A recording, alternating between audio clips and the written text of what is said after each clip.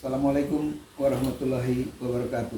Waalaikumsalam warahmatullahi wabarakatuh. Pemirsa sekalian, kali ini kita akan berbincang-bincang tentang petani yang memang sebetulnya itu tugas kami berdua karena kami alumni IPB.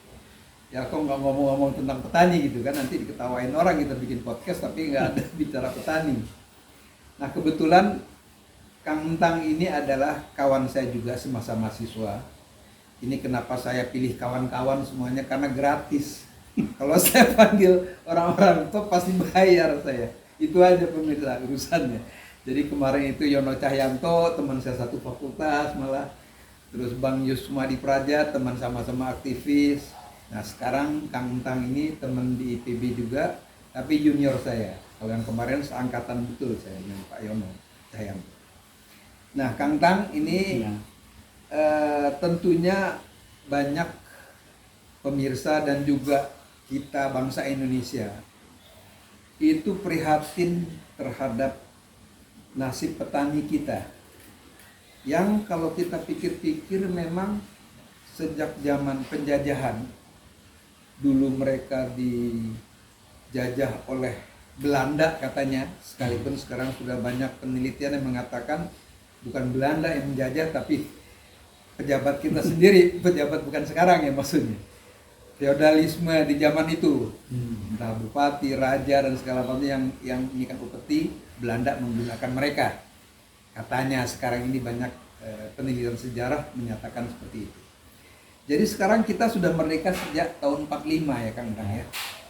Sudah merdeka sejak 45 dan tidak beranjak petani kita. Nah, Kang Entang ini kan kebetulan adalah sekarang adalah ketua harian di HKTI Jawa Barat. Dan Kang Entang ini memang di fakultasnya pertanian dan bergelutnya memang di bidang pertanian dan petani dan yang berkaitan dengan itu semuanya. Jadi tolong kami diberikan pencerahan. Kenapa sih sudah sekian lama kita merdeka? Ya Kang Entang ya. Dan Kang Entang juga dulu pernah menjadi anggota DPR di tahun 97 ya. Sampai 99 di bidang pertanian juga kalau nggak salah ya. Jadi sekarang mungkin Kang Entang bisa memberikan pencerahan kepada kita semua nih, termasuk pemirsa, termasuk saya. Kenapa sih petani kita ini sampai sekarang kalau boleh dikatakan melarat ya melarat gitulah. Sementara profesi yang lain itu semakin bagus. Silakan. Ya, menarik Bang Indra. Jadi memang kalau persoalan mengapa, maka harus juga diikuti dengan siapa begitu. Jadi persoalan ini yang harus kita kembangkan lebih jauh. Nah, bicara petani sebetulnya banyak kriteria. Hanya kalau menurut saya kriteria petani itu ada dua. Yang pertama, dia memiliki lahan. Ya, berapapun luasnya itu tidak ada masalah. Yang penting dia punya lahan. Yang kedua, dia mengerjakan sendiri lahan yang dimilikinya itu. Nah, jadi sebetulnya dalam konteks hari ini apa masih ada yang namanya petani? Nah, jangan-jangan sekarang ini banyak petani berdasi, banyak petani bersafari yang tidak punya lahan, ya, yang tidak mengolah lahan, tapi dia punya lahan. Nah, kecenderungan ini sudah beberapa tahun terjadi di Pantura, di pantai utara Jawa begitu. Jadi lebih dari 70% pemilik lahan atau pemilik sawah di Pantura itu adalah bukan orang desa, tapi orang kota. Jadi dia betul-betul memiliki lahan, tapi tidak mengerjakan. Nah, yang mengerjakannya itu kalau tidak dia sewakan, kalau tidak dia satapkan, maka orang-orang yang ada di sekitar itu. Nah, sehingga pertanyaannya tinggal berapa persen sih yang disebut petani itu dalam konteks hari ini? Karena data di Jawa Barat itu mengatakan 80% petani yang ada di Jawa Barat itu adalah gurem, ya, dan buruh. Buruh tani. Nah, buruh tani itu kan sama sekali tidak memiliki lahan. Iya, iya. Petani gurem itu kelayakan lahannya juga sangat minimal. Rata-rata 0,25 hektar yang dia miliki. Cukup untuk apa? 0,25 hektar. Jadi dia akan bermata pencaharian di luar pertanian untuk memenuhi kebutuhan hidupnya. Nah, menurut hitungan teman-teman dari KTNA, dari HKTI, kalau dia punya lahan 0,25 hektar, maka pendapatan per bulannya itu hanya sekitar 500.000. Wow. Ya, itu jauh sekali di bawah UMR gitu ya. Apalagi harga gabah, harga beras ini kan dipatok begitu ya. Karena ada kebijakan negara bahwa harga pangan murah atau harga beras murah sebagai solusi untuk menghindari terjadi konflik dalam arti produsen dan konsumen. Nah, banyak orang yang sekarang mengusulkan biarkan saja harga beras itu mengikuti pasar. Mungkin kalau harga beras katakanlah 15.000 per kilo, para petani juga akan semakin bergairah untuk menanam itu. Nah, sehingga saya punya kesimpulan bahwa petani hari ini itu sudah tidak seperti yang kita bayangkan dalam textbook begitu ya, dalam pemikiran-pemikiran yang lalu. Lalu kenapa sejak zaman sebelum merdeka, kemudian Orde Baru, kemudian masuk ke reformasi, kok kondisi petani seperti itu? Nah, malah kalau kita jujur, bukan menjadi semakin baik, tapi menjadi semakin buruk. Kepemilikan lahannya semakin tidak dia miliki, begitu. Dan sekarang yang lebih mencengangkan, orang tua yang jadi petani itu melarang anak-anaknya jadi petani. Kan itu sebuah ironisme begitu. Bisa dibayangkan kalau yang bapaknya sekarang bukan petani, pasti tidak akan menyuruh anaknya jadi petani. Nah, ini salah satu persoalan ke depan yang harusnya dipikirkan serius oleh pemerintah, bahwa petani itu adalah posisi terhormat. Petani itu adalah yang beri makan orang kota, sehingga negara atau pemerintah harus membuat jaminan bahwa hidup menjadi petani itu tidak akan miskin, hidup menjadi petani itu akan sejahtera. Nah, pertanyaannya adalah jaminan apa yang harus dibuat oleh pemerintah kalau oleh negara begitu. Nah, jadi dengan demikian memartabatkan petani dalam konteks mata pencaharian berarti memberi sebuah keyakinan, karena di mata anak-anak muda sekarang kalau menjadi petani itu sama dengan masuk dalam dunia kemiskinan. Itu kalau 500.000 itu per bulan saya kira di bawah garis kemiskinan. Jelas. Artinya seluruh petani di Jawa Barat di bawah garis kemiskinan kan begitu jadinya kan? Khususnya yang gurem dan buruh, betul, yang betul. 80%. Nah, dengan demikian maka kita lihat apa betul nilai-nilai budaya yang mencengkram kehidupan petani yang menyebabkan petani sulit untuk meningkatkan kesejahteraan, atau karena kebijakan-kebijakan pemerintah yang memang tidak berpihak kepada petani. Nah, jujur saja Bang, secara regulasi setingkat undang-undang baru 68 tahun setelah kita merdeka ada regulasi yang bicara tentang perlindungan dan pemberdayaan petani. Nah, itu baru dibuat Undang-Undang Nomor 19 tahun 2013, berarti 68 tahun setelah merdeka. Artinya apa? Artinya sebelum tahun 2013 nggak ada regulasi yang melindungi, belum merdeka yang melindungi dan membela mereka begitu. Nah, kita tidak tahu persis kenapa mereka itu tidak serius untuk melakukan pembelaan terhadap petani, karena yang lebih parah lagi, setelah undang-undangnya terbit, tidak ada satupun peraturan pemerintah yang dikeluarkan. Jadi bisa kita bayangkan lah. Ya, udah bikin undang-undangnya susah, setelah ada kok PP-nya dibuat-buat begitu. Undang-undangnya puluhan tahun baru terbit ya. Setelah ada tidak dilanjutkan. Bagaimana pelaksanaannya? Nah, lebih parah lagi, sekarang kan ada undang-undang cipta kerja. Undang-undang itu dimasukkan ke cipta kerja, kemudian digugat lagi di Mahkamah Konstitusi. Jadi sebenarnya permainan pengambil kebijakan ini yang harus kita kritisi. Jadi pertama, keberpihakan dan kecintaan kebijakan terhadap petani itu menjadi sangat hormat. Nah, dengan demikian maka tidak salah kalau ada orang yang mengatakan yang namanya petani itu adalah warga negara kelas 2, bukan warga negara utama, begitu ya.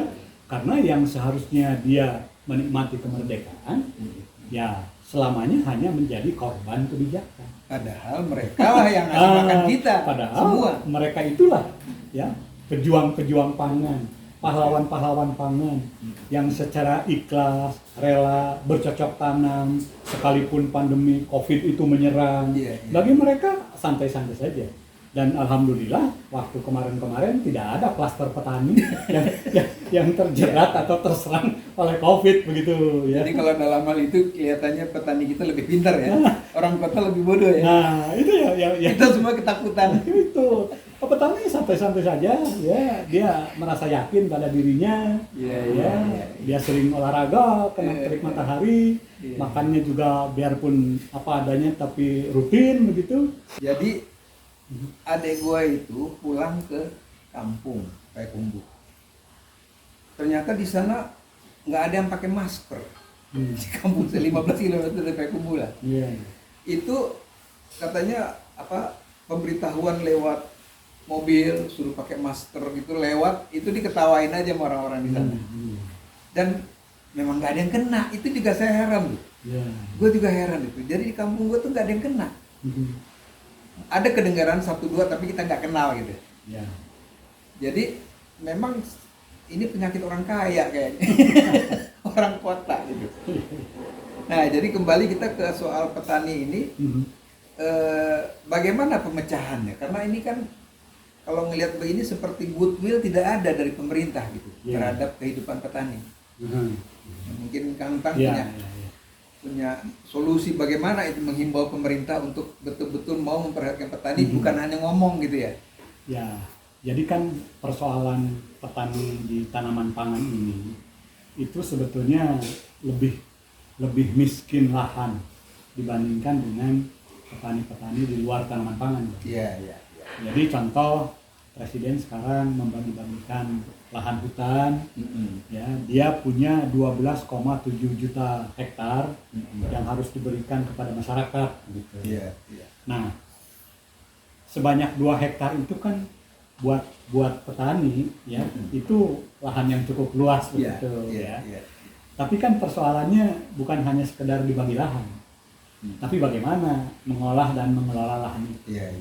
Apalagi yang dibagi lahan itu petani-petani yang miskin, yang kondisi kehidupannya boro-boro menjadi pengusaha untuk mengolah lahan yang 2 hektar. Untuk nyari makan besok aja dia masih harus susah.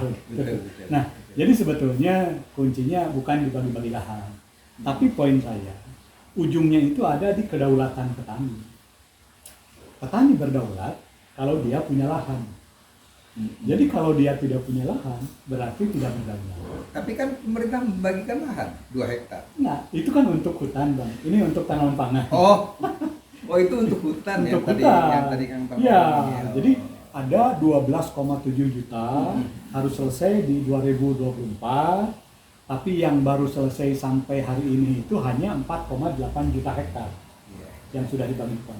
Berarti ada 7,9 juta yang harus tuntas pada tahun 2024. Nah, pertanyaan kritisnya, kalau presidennya bukan Jokowi, apakah masih akan dilanjutkan? Ini yang membuat keraguan kita, karena yang namanya Kementerian LHK pernah sibuk, karena memang Pak Jokowinya yang concern, Pak Jokowinya yang cinta kepada masyarakat di sekitar desa hutan. Kenapa dia bisa begitu? Ya karena nawacita. Jadi menggempur dari pedesaan itu adalah bagian dari nawacita beliau untuk meningkatkan kesejahteraan. Nah, oleh karenanya di tataran tanaman pangan kan kedaulatannya semakin hilang dengan adanya sistem waris, ya. Mereka dulu yang punya lahan, lama-lama lahannya dibagi ke anaknya 5, yang dia macam-macam sampai akhirnya tidak punya lagi lahan untuk dia kelola. Nah, jadi solusi yang pertama menurut saya, berikan lagi petani itu lahan. Jadi sekarang lahan-lahan yang dikuasai tuan tanah, ya, yang tidak digarap, ya rela lah diberikan lagi kepada para petani yang memang kehidupannya dari pertanian. Gitu.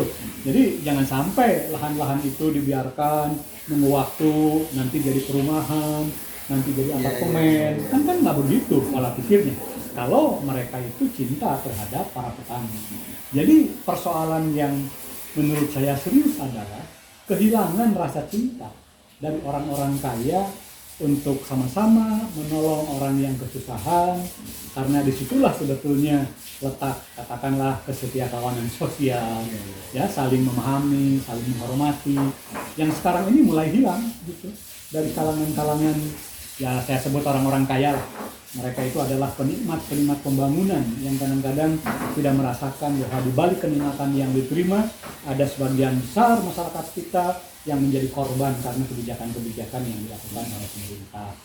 Padahal sebagian besar inilah yang menghidupi kita. Betul. Jadi tidak ada kerelaan itu. Karena dalam pikiran mereka, ngapain nanam padi? Impor aja lah. Nah, tapi kan bukan solusi. Jadi baru tahun ini Bang, kita tidak impor beras lagi. Jadi karena Pak Jokowi tegas begitu bahwa di awal tahun terjadi perdebatan antara impor dan tidak. Ada kelompok yang menginginkan impor waktu itu yang dimotori oleh Kementerian Perdagangan. Kemudian diangkat ke tingkat Menko Perekonomian. Tapi di lain pihak ada kelompok yang mengatakan tidak perlu impor begitu. Ya, terutama dari kelompok-kelompok pertanian karena dia yakin produksi akan mencukupi dan memenuhi prognosa BPS. Perdebatan ini panjang. Tidak bermuara. Tapi untung Pak Jokowi ngambil sikap. Jadi ditengarai oleh Pak Jokowi, selesaikan ini. Selama ini kita tidak akan impor selama produksi dalam negeri itu mencukupi. Nah, kemudian panen raya waktu itu cukup berhasil panennya, dan alhamdulillah sampai hari ini tidak ada kemauan politik untuk melakukan impor beras. Nah, ini kan sebetulnya memberikan sebuah bukti. Kalau presidennya mau, kalau ada, jadi kuncinya tetap ada di presiden begitu. Ya, siapapun presidennya, kalau dia mau untuk melakukan itu bisa. Dan petani itu memberi bukti. Jadi tidak memberi janji. Petani memberi bukti, produksi beras kita lebih bagus, dan Bulog juga dari Januari sampai Desember ini bisa melakukan pengadaan 1,23 juta ton. Ini kan sesuatu yang sangat baik. Nah, tinggal sekarang kita pelihara momentum ini. Kalau ini terus berjalan, harusnya kesejahteraan petani menjadi lebih baik. Tapi kan nilai tukar petani kita yang selama ini dijadikan ukuran untuk melihat kesejahteraan, itu kan jalan di tempat. Dibatasi. Iya, jalan di tempat, tidak beranjak. Dan pemerintah sudah puas kalau nilai tukar itu ada di angka 104, 105, ya. Padahal pada angka 100 itu plus, tidak untung tidak rugi. Apa artinya 5 poin Bang? Ya, dari kondisi kehidupan. Disikat inflasi aja udah habis itu angka 5 poin.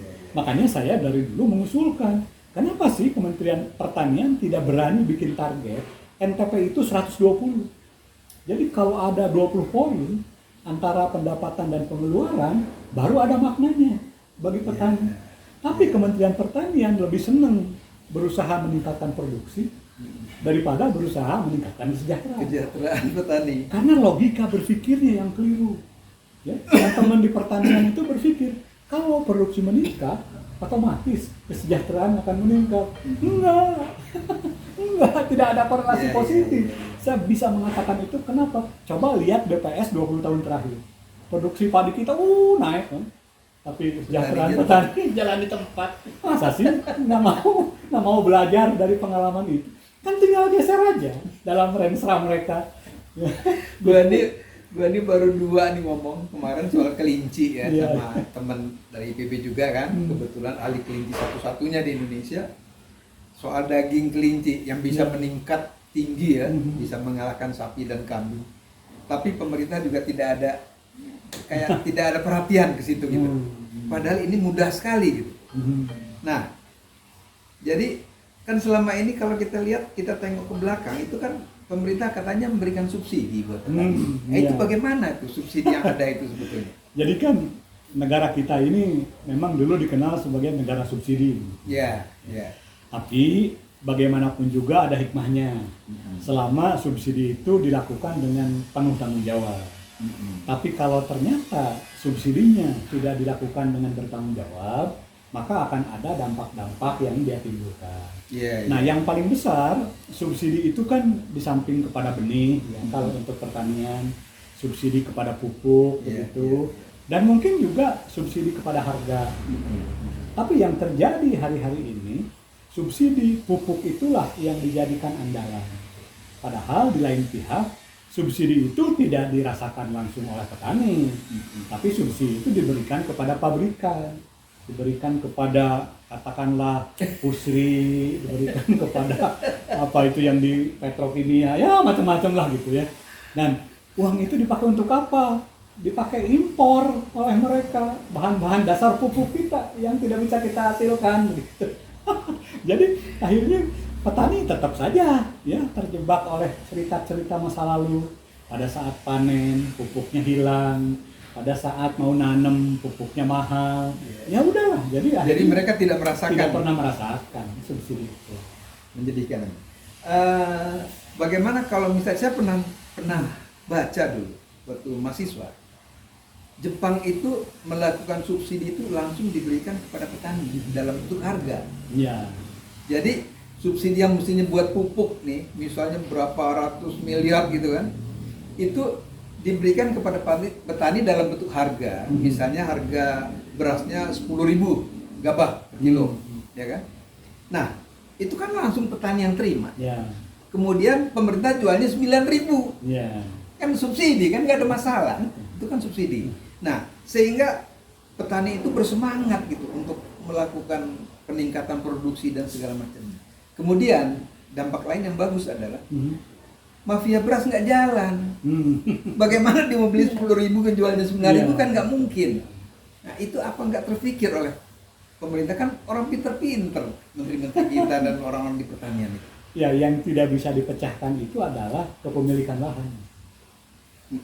Jadi petani yang mana yang akan diberikan subsidi? Jangan-jangan petani yang akan menerima dari hasil panen itu adalah petani berdasi. Ya, oke lah.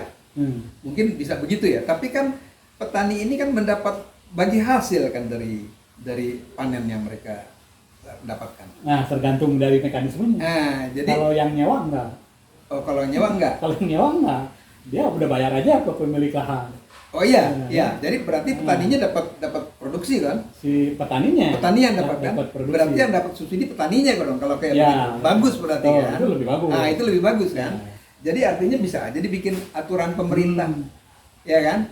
Bahwa supaya jangan subsidi jatuh ke orang kaya yang punya tanah, yang punya sawahnya kan? Jangan sampai begitu. Jadi ada lagi regulasi yang mengatur itu. Bagaimana kalau kayak begitu? Tapi kan kalau di kita rata-rata penyawah itu Bang ya, itu mengerjakan sawah yang punya orang kota. Jadi hasilnya buat orang kota itu. Dibagi dua nanti hasilnya. Nah, kalau dibagi dua masih mendingan, masih mendingan.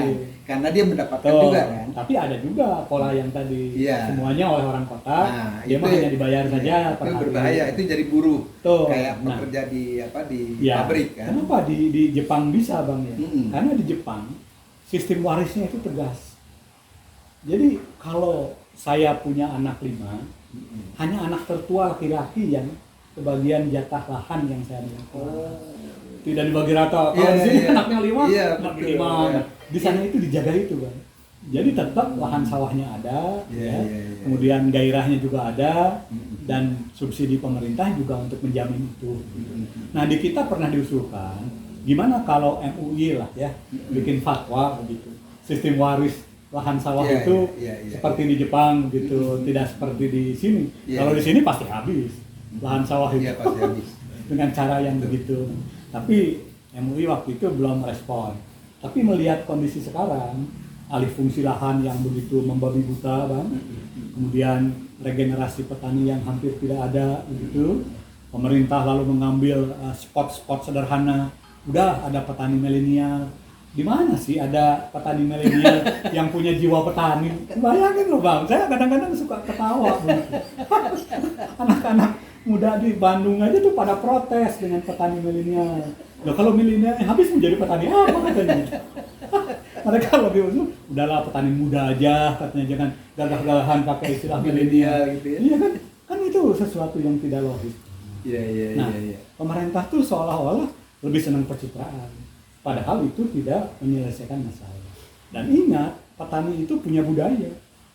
Nah, yang namanya anak-anak muda milenial nggak akan pernah merasakan pahit hitamnya jadi petani begitu.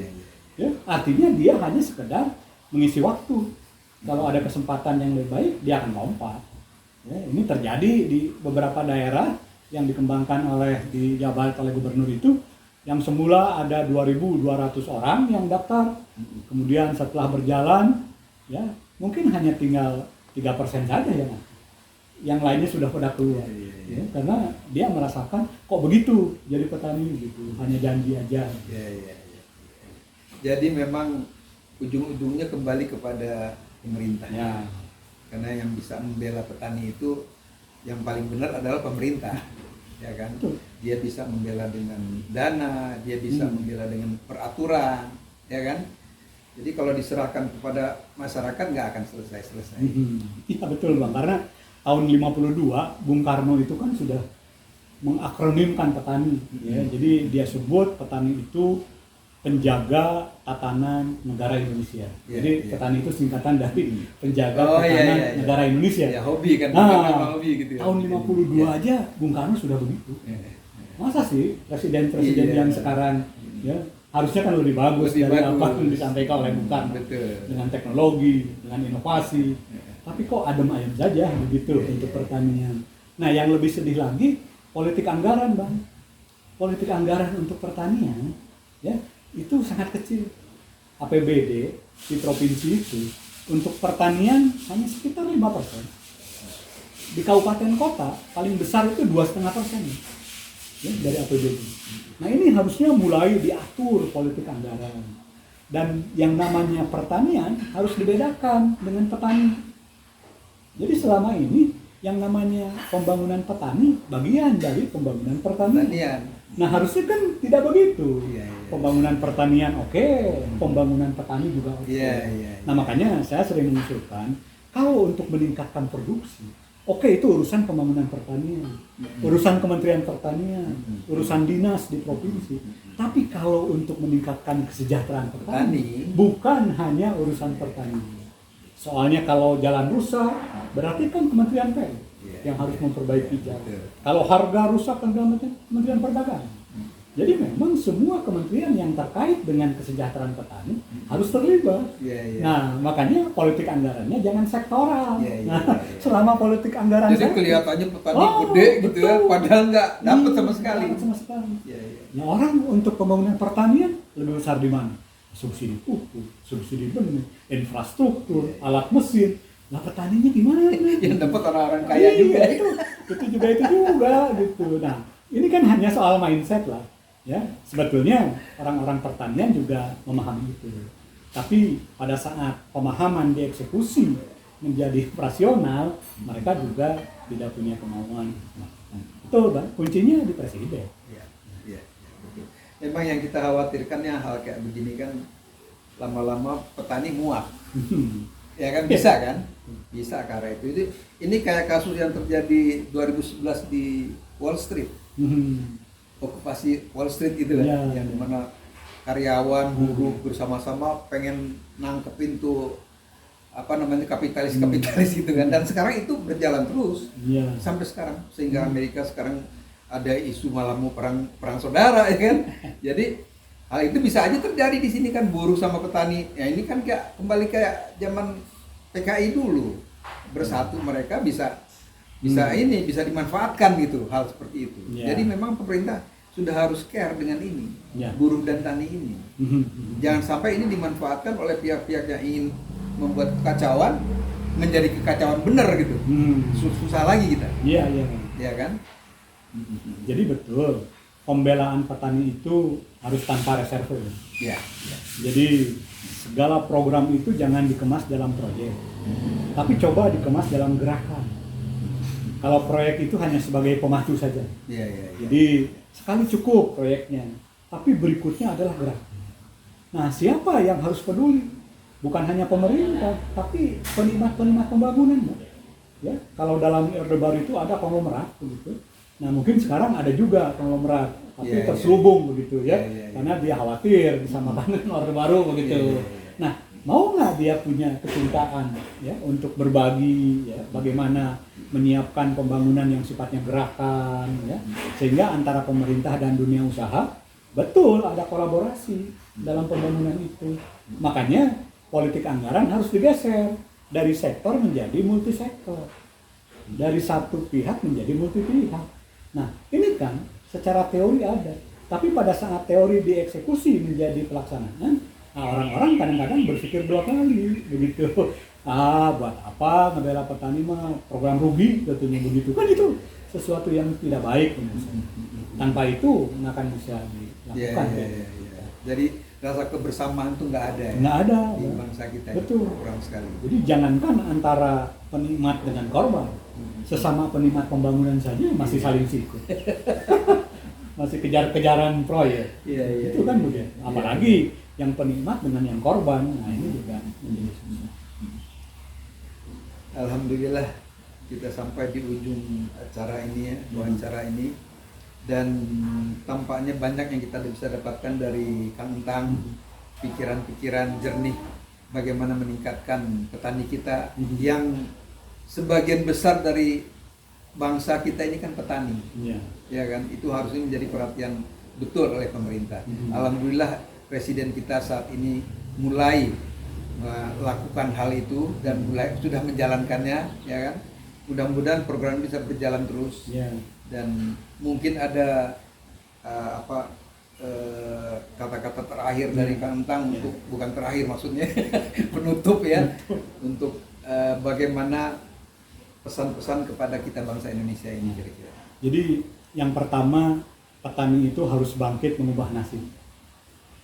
Petani punya hak untuk hidup sejahtera, dan negara punya kewajiban untuk mensejahterakan mereka. Punya kewajiban negara untuk mensejahterakan mereka. Karena itu amanat pembukaan Undang-Undang 45 di alinea keempat. Ya. Nah, kalau presidennya sudah menunjukkan keberpihakan, kecintaan, maka semua gubernur, semua bupati wali kota juga harus punya sikap yang sama. Betul. Apalagi dalam era otonomi daerah seperti sekarang. Nah, oleh karenanya perlu dibangun network thinking. Jadi ada jejaring berpikir di antara para pejabat publik yang dipilih oleh rakyat. Nah, ini yang harus dibangun pola pikirnya, mindsetnya, sehingga apa yang dipikirkan presiden sama dengan yang dipikirkan oleh Bupati Garut misalnya, sama yang dipikirkan oleh Wali Kota Payakumbuh misalnya. Jadi ini adalah sesuatu yang sangat baik. Nah, kemudian yang kedua, perlu dipikirkan networking finance. Jadi penganggaran ini harus betul-betul menjadi sebuah perhatian. Jadi tidak bisa kita mengandalkan kepada APBN, APBD. Sampai kapanpun juga itu tidak akan menyelesaikan kesejahteraan. Makanya dunia usaha harus ikut terlibat dalam persoalan sana. Jadi share sekarang antara pembiayaan negara dengan pembiayaan dunia usaha itu dikemas dalam sebuah politik anggaran. Nah, jadi selama ini nggak bisa pemerintah hanya mengejar target pajak dan lain sebagainya. Lah itu nggak bisa dibayar oleh si pengusaha begitu. Tapi yang lebih penting adalah di balik pajak yang dia bayar, keuntungan apa yang dia dapatkan. Nah, tinggal sekarang bagaimana memanfaatkan keuntungan mereka menjadi bagian daripada anggaran pembangunan negara. Jadi bersama-sama network ini dibangun. Nah, belum lagi kalau ada investasi-investasi yang menguntungkan kesejahteraan, bukan investasi yang menjerat dan menjadi beban generasi-generasi ke depan. Yang ketiga, network organisasi penting. Jadi jejaring organisasi antara pemerintahan, akademisi, dunia usaha, komunitas, dan media dalam arti pentahelix itu betul-betul harus dibangun dan diwujudkan. Baik dalam merencanakan pembangunan, dalam melaksanakan pembangunan, atau dalam monitoring dan evaluasi pembangunan. Nah, kalau 3 network ini bisa kita lakukan dengan baik, ya, mudah-mudahan persoalan-persoalan yang kita hadapi itu akan bisa kita selesaikan. Iya. Hanya untuk pembangunan pertanian, termasuk petani, yang harus serius mulai sekarang dipikirkan adalah regenerasi petani. Ini harus mulai dipikirkan. Petani-petani kita hari ini rata-rata di atas 55 tahun. Mereka akan bertahan sampai kapan? Iya, iya. Kalau generasi mudanya tidak mau menjadi petani, siapa yang akan menggantikan Impor terus mereka? Itu yang diinginkan mafia-mafia beras itu. Yang mafia beras maunya impor. Ya. Tapi kalau nanti suatu saat ya, negara-negara pengekspor beras juga menghentikan impor, Betul. mau bagaimana Betul. kita? Jadi satu solusi yang harus kita kembangkan, genjot produksi dalam negeri, martabatkan para petani kita, dan jadikan pertanian itu adalah bagian untuk menggali kesejahteraan. Harusnya pertanian ini masuk dep hankam nih. Karena itu termasuk pertahanan kita, pangan. Pertahanan pangan ada di situ. Ya. Oke, terima kasih Kang Tang. Ya, Ini sama-sama. kita banyak sekali mendapat input ya, dan mudah-mudahan penonton dan juga mudah-mudahan ada pejabat menteri atau kalau bisa Pak Jokowi nonton ya. Betul. Jadi bisa menyerap apa yang telah diungkapkan oleh Kang Tang ini yang memang seumur hidupnya boleh dikatakan bergelut di pertanian dan petani. Jadi ini bukan omong kosong yang dilontarkan barusan ini. Dan kita mendapat banyak sekali masukan-masukan yang sebetulnya sangat berguna buat keamanan dan pertahanan negara kita. Terima kasih Kang Tang. Sama-sama. Semoga Kang Tang kalau bisa sih jadi presiden Kang Tang. saya ngelihat pikiran Kang Tang ini luar biasa gitu. Karena sebagian besar masyarakat kita ini petani kan yang harus diperhatikan. Terima kasih Kang Tang. Assalamualaikum warahmatullahi wabarakatuh. Waalaikumsalam warahmatullahi wabarakatuh.